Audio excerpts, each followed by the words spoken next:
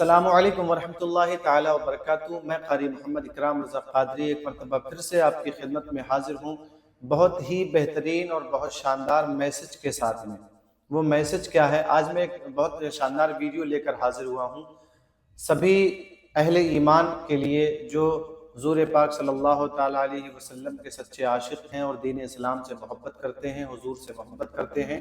بہت بڑا سیلیبریشن ہے اور ایک بہت بڑا فیسٹیول ہے جس کو عیسائی دنیا کے لوگ مناتے ہیں، لیکن آج وہ پوری دنیا میں منایا جانے لگا، جو کہ تہوار جو ہے، جو فیسٹیول ہے، وہ عیسائیوں کا ہے۔ لیکن آئیں ہم سنتے ہیں، آج یہ جانتے ہیں اس ویڈیو کے ذریعے سے کہ یہ کرسمس کیوں آیا، کیسے آیا، کہاں سے آیا اور کس نے اس کو شروع کیا، اور اس کو شروع کرنے کا مقصد کیا تھا، اور پوری دنیا میں آج کرسمس پر اتنا پیسہ کیوں خرچ ہوتا ہے۔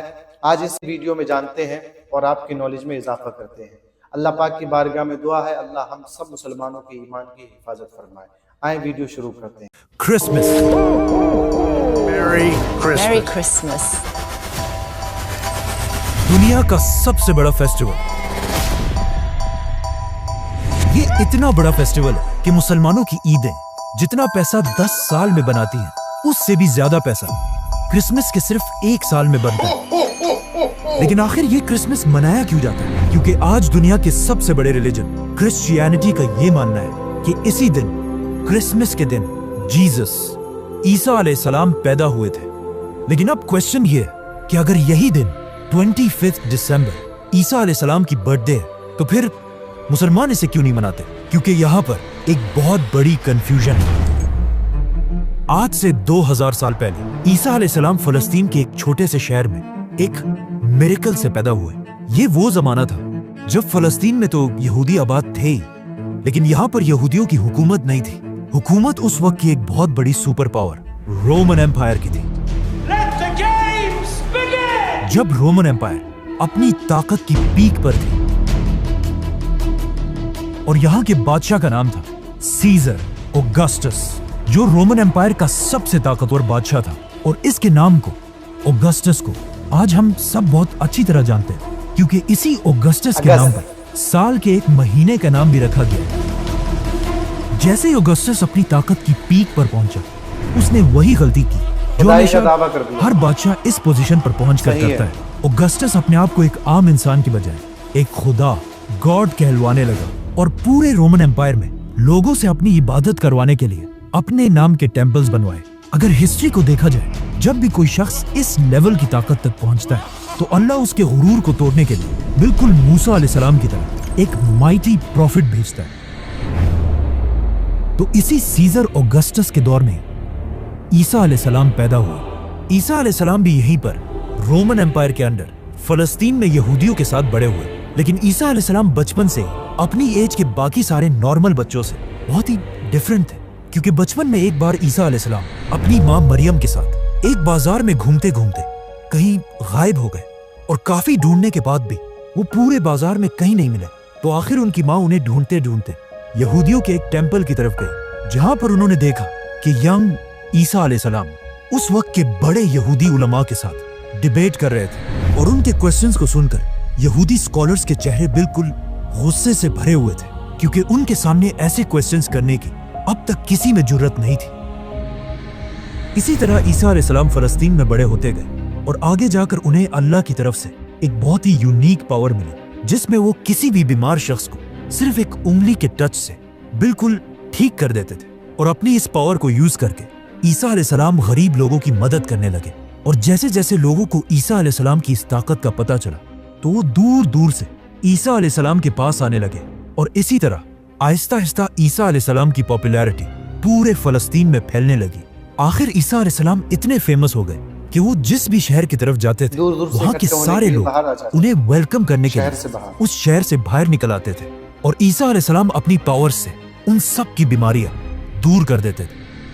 یہاں تک تو سب بالکل ٹھیک تھا، لیکن آہستہ آہستہ عیسیٰ علیہ السلام اپنے فالوورز کو بٹھا کر ان کے سامنے سپیچز کرنے لگے، اور ان سپیچز میں وہ بار بار لوگوں کو یہ سمجھانے لگے کہ آج ہمارے اس ریلیجن کو صرف اور صرف ان یہودی سکولرز نے تباہ کیا ہے، جو اپنے ٹیمپلز میں بیٹھ کر صرف غریب لوگوں سے چندہ جمع کرتے ہیں، اور صرف کچھ پیسوں کے لیے یہی سکولرز तौरात की आयत को चेंज करके अपनी मर्जी के फैसले लिखते हैं और हर स्पीच में बार बार ईसा अलैहिस्सलाम यहूदी स्कॉलर्स को मुनाफिक कहकर पुकारने लगे। ये सब सुनने के बाद यहूदी अवाम तो ईसा अलैहिस्सलाम की इन बातों से बहुत इंस्पायर होते थे, लेकिन ईसा अलैहिस्सलाम की इन बातों से यहूदी स्कॉलर्स के धंधे खराब होने लगे, जिसकी वजह से यहूदी उलमा के दिलों में ईसा अलैहिस्सलाम के लिए सख्त नफरत पैदा हुई और वो ये प्लानिंग करने लगे कि किसी तरह ईसा अलैहिस्सलाम को मारकर उनसे अपनी जान छुड़ा दे। लेकिन सुपर पावर रोमन एम्पायर की हुकूमत में ऐसा करना इम्पॉसिबल था, लेकिन ये सब भी बहुत जल्द बदलने वाला था, क्योंकि आहिस्ता आहिस्ता ईसा अलैहिस्सलाम फलस्तीन में इतने फेमस हो चुके थे कि वो फलस्तीन में जहां भी जाते थे हजारों लोगों का क्राउड उन्हें देखने के लिए जमा हो जाता था। आखिर एक दिन ईसा अलैहिस्सलाम फलस्तीन के कैपिटल जेरूसलम की तरफ गए। जब लोगों को इस बात का पता चला तो हजारों लोग उनको वेलकम करने के लिए सिटी से बाहर निकल आए और उनकी सवारी के सामने खजूर के दरख्त की शाखें फेंकने लगे, जो उस जमाने में हाईएस्ट रिस्पेक्ट दिखाने का एक तरीका था। रोमन एम्पायर के जनरल्स ये सब देखकर हैरान हो गए कि आखिर ये कौन आ रहा है जिसे लोग बिल्कुल एक बादशाह की तरह रिस्पेक्ट दे रहे हैं। नाउ ईसा अलैहिस्सलाम की ताकत को देखकर रोमन एम्पायर के जनरल्स उनसे डरने लगे और यहूदी उलमा तो उनसे पहले ही नफरत करते थे, तो अब ये दोनों मिलकर ईसा अलैहिस्सलाम को मारने की साजिश करने लगे। जिसके बाद ईसा अलैहिस्सलाम ने अपने सबसे क्लोज 11 या 12 फॉलोअर्स के साथ अपना आखिरी डिनर किया और फिर अल्लाह ने उन्हें आसमान की तरफ उठा लिया। लेकिन क्रिश्चियंस का मानना है कि इसके बाद उन्हें मार दिया गया। अब ईसा अलैहिस्सलाम तो दुनिया से चले गए, लेकिन यहाँ फलस्तीन में उनके 11 फॉलोअर्स ने फैसला किया कि वो ईसा अलैहिस्सलाम की टीचिंग्स को पूरी दुनिया तक पहुंचाएंगे। तो सबसे पहले इन फॉलोअर्स ने यहूदियों को कन्विंस करने की कोशिश की, लेकिन ऑफ कोर्स यहूदियों ने ईसा को नहीं माना, तो इनको क्या मानेंगे। तो ये फॉलोअर्स यहूदियों को छोड़कर दुनिया के बाकी लोगों तक ईसा अलैहिस्सलाम का मैसेज पहुंचाने लगे और यहूदियों के बिल्कुल ऑपोजिट बाकी दुनिया में क्रिश्चियनिटी बहुत तेजी से फैलने लगी। और इन्हीं नए फॉलोअर्स में से एक का नाम सेंट पॉल था। आज की दुनिया की क्रिश्चियनिटी में सेंट पॉल का सबसे बड़ा रोल है, क्योंकि पॉल से पहले लोग ईसा अलैहिस्सलाम को सिर्फ एक पैगंबर और अल्लाह का बंदा समझते थे, लेकिन पॉल ने पहली बार दुनिया में एक कॉन्सेप्ट लाया कि ईसा अलैहिस्सलाम कोई आम इंसान नहीं बल्कि अल्लाह के बेटे और खुद भी एक खुदा थे। आज पूरी दुनिया के क्रिश्चियंस ईसा अलैहिस्सलाम को खुदा मानते हैं और इस सब की शुरुआत इसी पॉल से हुई थी। हालांकि पॉल अपनी पूरी जिंदगी में ईसा अलैहिस्सलाम से कभी मिला ही नहीं था। पॉल और उसके फॉलोअर्स की वजह से Aahista Aahista Christianity Roman empire में फैलती गई, लेकिन यहाँ पर मसला ये था कि रोमन एम्पायर का रिलीजन क्रिश्चियनिटी के बिल्कुल ऑपोजिट था और वो उस जमाने में जुपिटर की इबादत किया करते थे।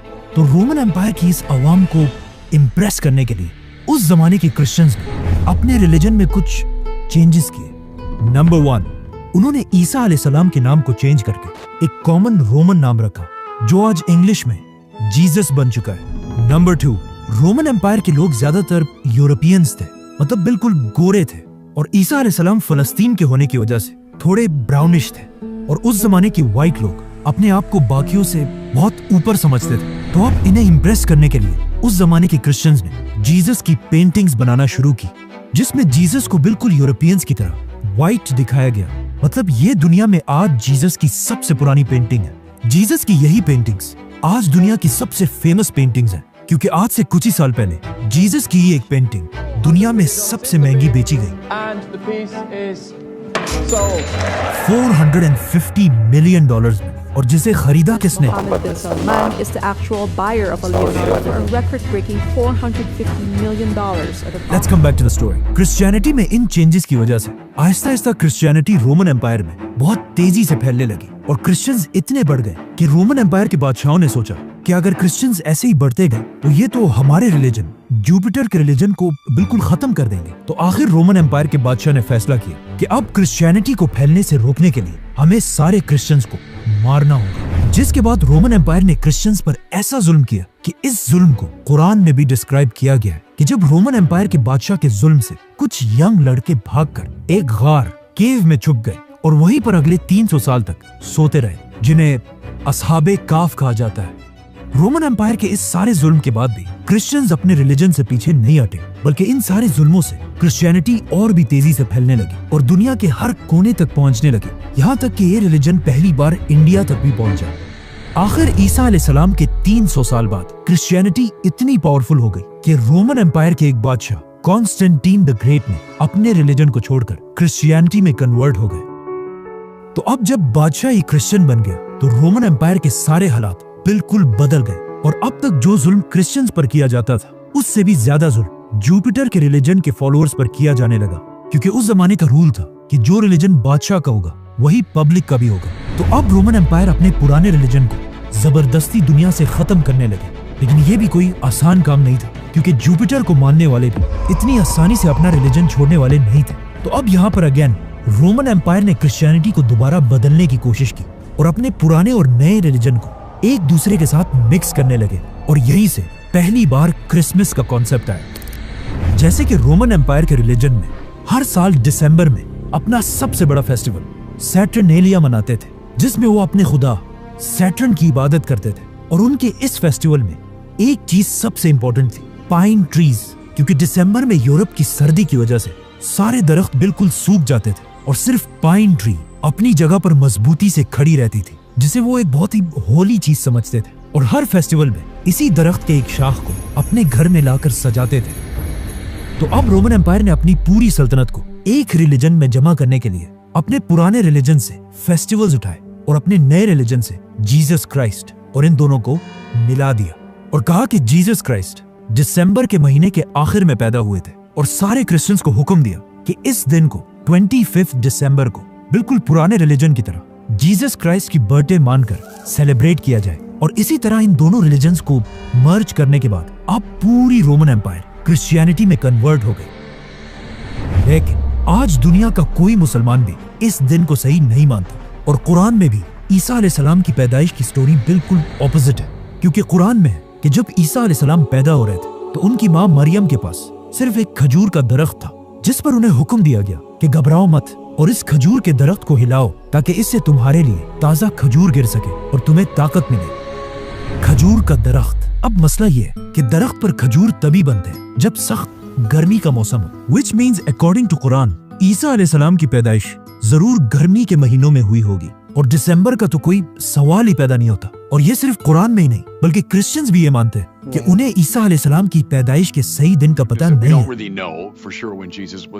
जो भी हो, अब पूरी रोमन एम्पायर क्रिश्चियनिटी में कन्वर्ट हो चुकी थी, और जैसे ही रोमन एम्पायर के लोग क्रिश्चियंस बने, ये वही टाइम था जब अल्लाह ने असहाबे काफ को अपनी लंबी नींद से उठाया और उन्होंने उठकर एक दूसरे से पूछा कि हम ज्यादा से ज्यादा कितने वक्त तक सोए होंगे। तो उनमें से एक ने कहा कि 1 या आधा दिन। लेकिन जब वो बाहर निकले उन्हें पता चला कि यहाँ तो सब कुछ बिल्कुल बदल चुका है। इसके बाद क्रिश्चियनिटी दुनिया का सबसे बड़ा रिलीजन बना, और आने वाले वक्तों में Roman Empire, British Empire, Spanish Empire की वजह से आज तक क्रिश्चियनिटी दुनिया का सबसे बड़ा रिलीजन है।